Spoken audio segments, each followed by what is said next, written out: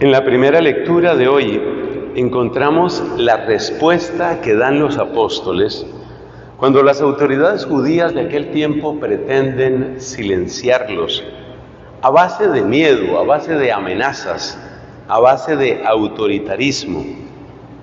Estas palabras tienen que resultar familiares a todo aquel que vea un poco de historia de la iglesia, porque una y otra vez la voz del Evangelio y la voz de los evangelizadores ha sido amenazada, ha recibido improperios y por eso no nos extraña.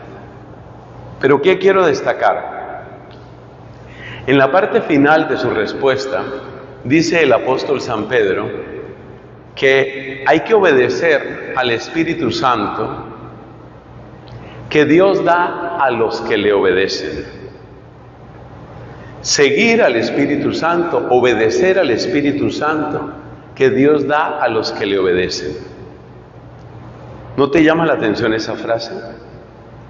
Hay por lo menos dos enseñanzas que están en esa frase. Observa esto. Esa frase nos está enseñando que a medida que vamos siendo más dóciles al Espíritu, vamos recibiendo más Espíritu. Y hay una comparación muy sencilla que me gusta mucho, y esa comparación es la que tiene que ver con aprender un idioma. Piensa lo que sucede cuando una persona está aprendiendo un idioma. Esta persona, por ejemplo, está aprendiendo, qué sé yo, francés, inglés, lo que sea, y observa que cuanto más se expresa, cuanto más habla en ese idioma, mejor lo habla. Por ejemplo, si tú estás en otro lugar, en un lugar donde solo se habla, supongamos, inglés, cuanto más te arriesgas, seguramente no lo vas a hablar perfecto, pero cuanto más te arriesgas a hablar inglés, recibirás correcciones, lo que sea, pero cuanto más te arriesgas a hablar, mejor lo vas hablando. Lo mismo sucede con el Espíritu. Cuanto más hablas, es decir, cuanto más dejas que obre el Espíritu en ti, cada vez es más perfecta la obra del Espíritu en ti. Ese es el sentido. Es decir, que la docilidad trae perfección. Y eso es una gran lección para nosotros. Cuando recibimos el Espíritu Santo, empezando por el bautismo y luego, por supuesto, en la confirmación, cuando recibimos el Espíritu Santo debemos tener presente esto, que esa gracia, que esa luz del Espíritu que recibimos, quiere ser fecunda en nosotros. Y por consiguiente, cuanto más dócil eres al Espíritu, más puede obrar el Espíritu y se produce entonces un círculo virtuoso. ¿Has oído hablar de los círculos viciosos? El círculo vicioso es aquel en el que cada vez estás peor. Por ejemplo, el jugador, ¿no?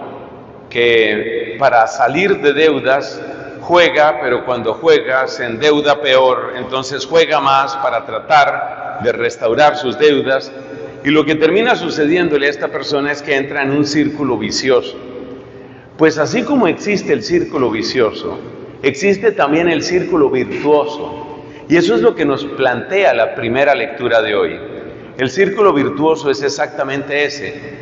Cuanto más dóciles somos al Espíritu, más puede obrar en nosotros el Espíritu y por consiguiente, mayor docilidad tenemos. Es decir, la docilidad produce abundancia de Espíritu y la abundancia del Espíritu produce mayor docilidad. Esa es la vida de los santos, eso es lo que han vivido los santos y eso es lo que también nosotros estamos llamados a vivir. Por supuesto que lamentablemente puede suceder lo contrario.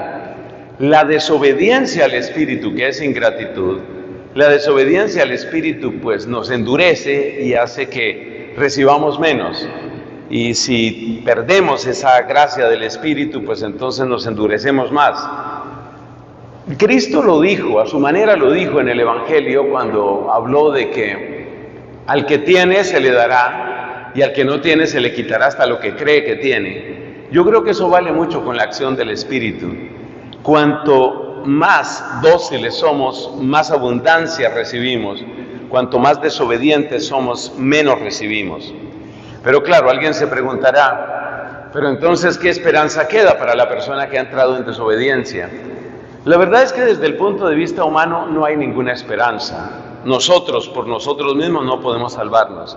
Pero siempre cabe la posibilidad de que Dios, en su infinita misericordia, tenga para nosotros una nueva sorpresa de su amor, como le sucedió a Pablo camino de Damasco.